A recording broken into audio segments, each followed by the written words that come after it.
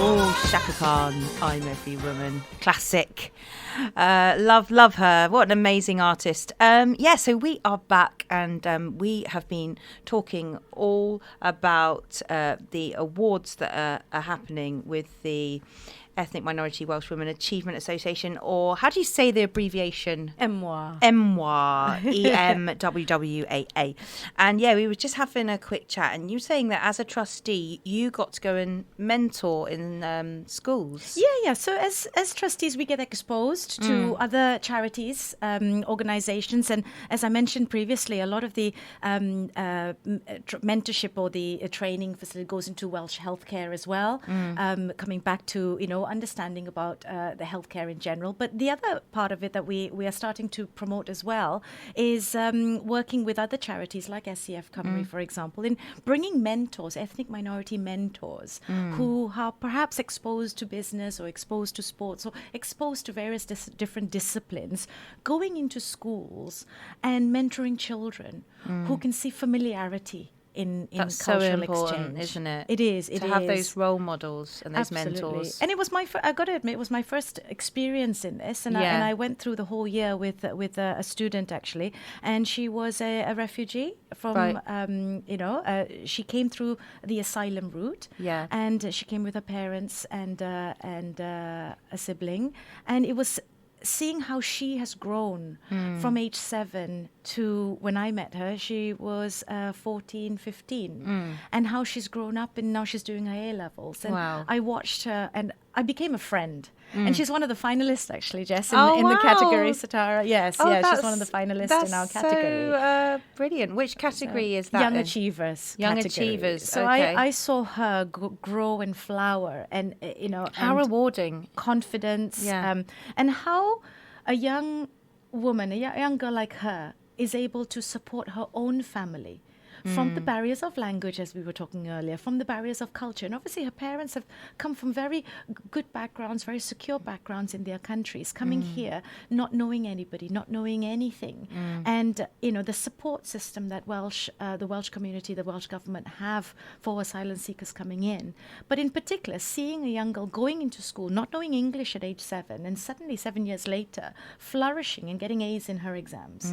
And to me, that shows perseverance, that shows courage, but a lot of fear and challenge as well. Exactly, yeah. I can't imagine, leaving everything, just having to flee and leave everything and everyone and then come to somewhere that, is unknown. And whilst I was mentoring her, I must admit, I learned a lot from her. And she showed me so many unanswered questions I had in my own life through her migration. Oh, that's so beautiful. Which was splendid. Yeah. So we had a lot in common. That's so special, and isn't I'm so it? looking forward to having her on our table and celebrating on the night. Yeah, so it is like that though, isn't it? It is like that when you meet young people. They do, when you meet anyone like from a different culture, or if you meet someone who's a different age, you can learn so much from each other all the time. Absolutely. And I think, I've got the commonality of, I did migrate here.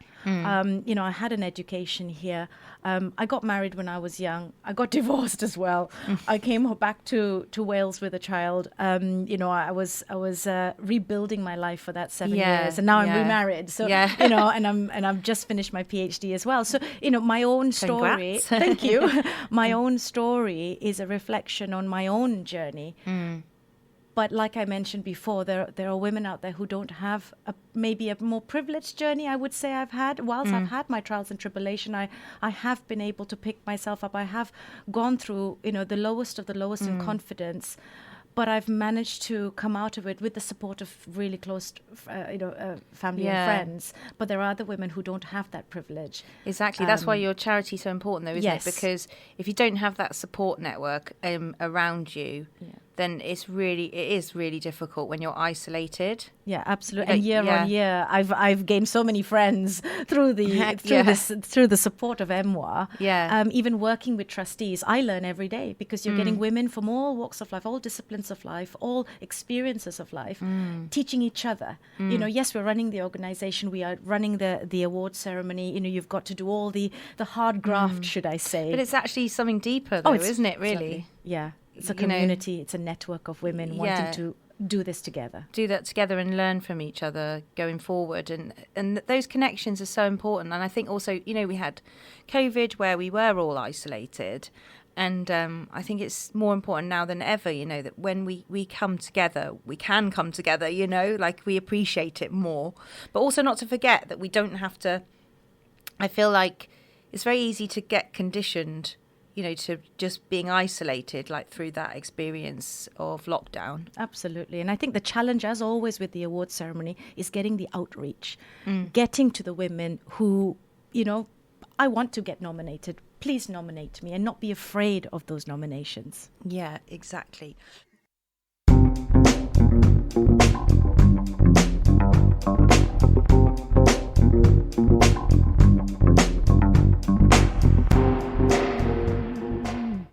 Love that tune. That was God is Love by Sault Global. Hello, we're back and you are listening to Unity in Our Community, and my guest today is from EMWWAA, which is a charity that aims to empower women and girls of ethnic minority origin and to promote their representation in all aspects of Welsh life. So welcome back, and my guest here is Nisha, and we're going to carry on now talking all about your exciting awards coming up.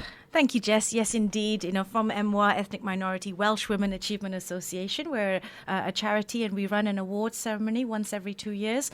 Obviously, with COVID, we had a bit of a hiccup there. Couldn't do that at the ceremony. But indeed, it happens every 2 years. And this year, it's being held at City Hall in Cardiff. Fantastic. Prestigious place on Saturday, the 13th of May at 5:30 p.m. So we get to dress up. Oh, nice. Have a 3-course meal. Tickets are on sale still. Are they? Oh, £35 per person, but you get a fantastic 3-course meal. You get to be glamorous. You get to be glamorous. You see these amazing women receive their awards from all these categories. And of course, it's attended by dignitaries of Wales. The First Minister always shows his presence. Wow. And of course, our patrons, Jane Hutt and Julie Morgan will be there as well, no doubt. Fantastic. Where can you get a ticket for that? On our website. On your website? Yes, okay. Indeed. You can follow the Well, link if you're there. listening and you fancy a night out with a lovely meal and dressing up and going to an awards ceremony on the 13th of May at 5:30 p.m. City Hall, get to the website and you can buy yourself a ticket. Yes. What is the website? That might be helpful. I'm on the Facebook right now. But you can find them on Facebook or Instagram, all around. So it's EMWWAA. So it's EMWWAA.org.uk. Oh, that's easy. emwwaa.org.uk. Remember the double EMWWAA.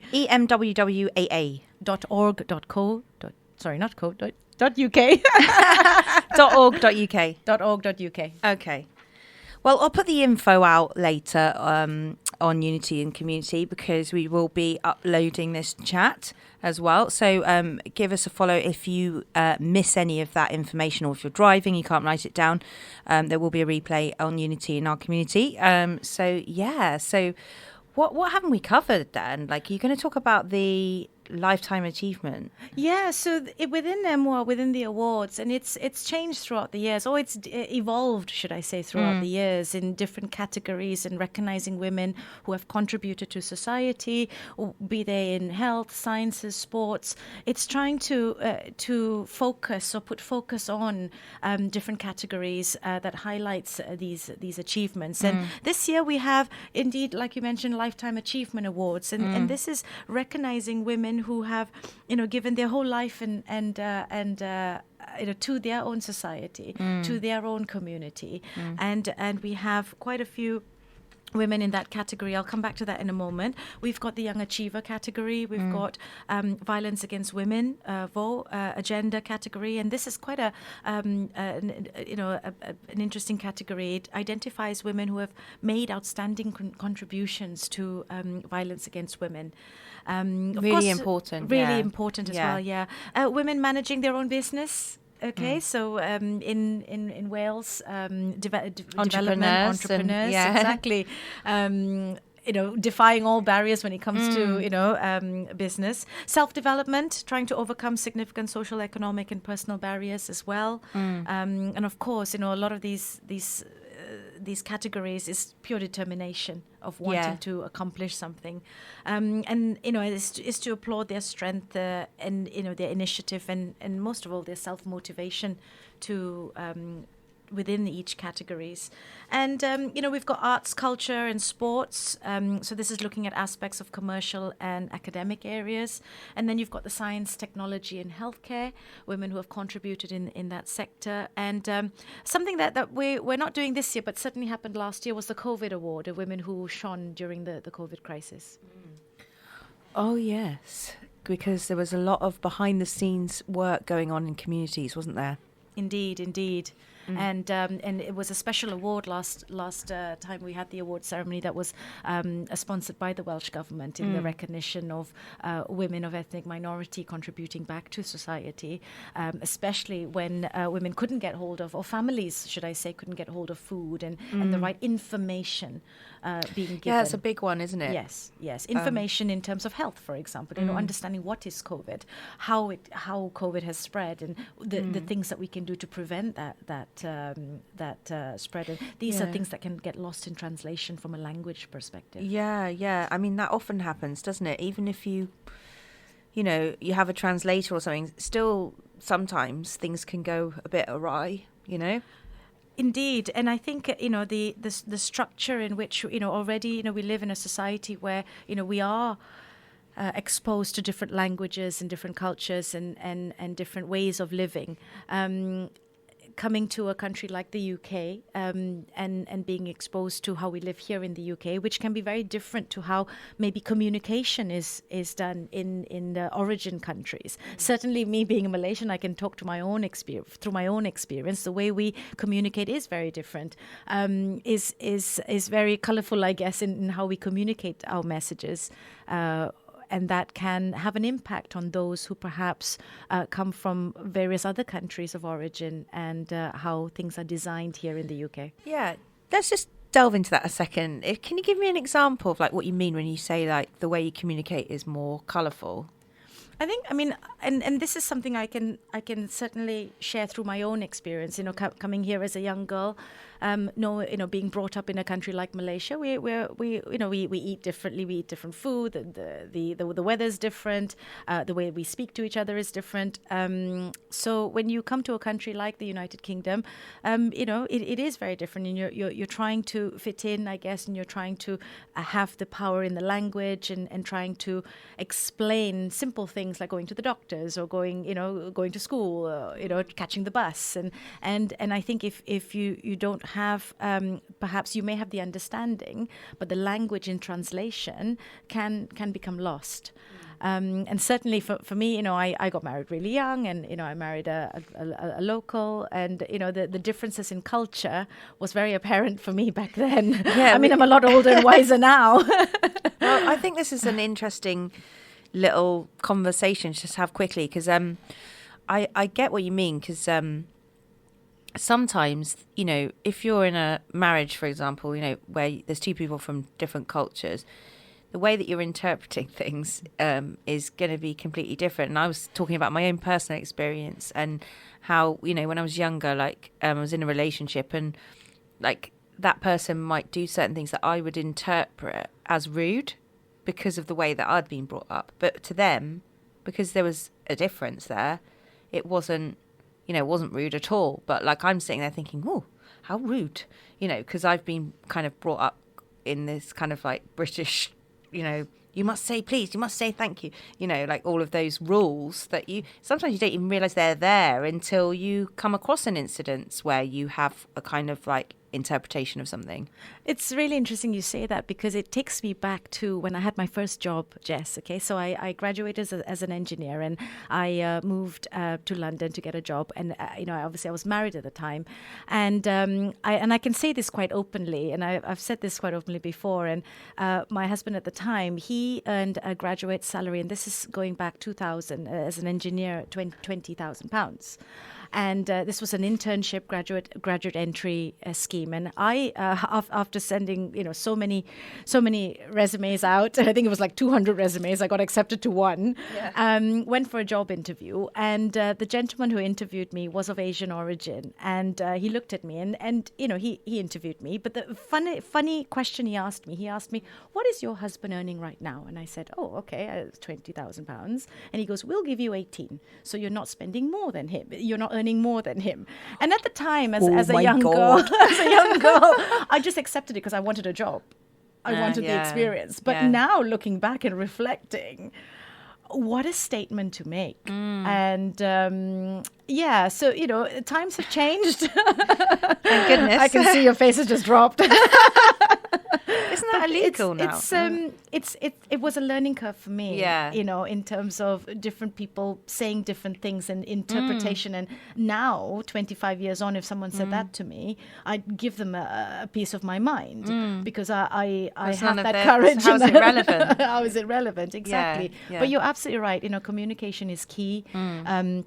Being able to have that transition into society is key. Understanding how different countries are built is key. Yeah, and this is something I learnt when I was working with refugees, is that there's so much to say about, well, this is how this is done, and this is like all the systems that we have in place. So, if you've grown up somewhere, you kind of, those things without, you kind of take them for granted in a way. But it's very difficult to sometimes explain how the NHS works, like to some of the refugees, and they were very shocked actually at how long things took. And trying to have that conversation of saying, well, we're really sorry, but you just have to wait for your healthcare was really hard.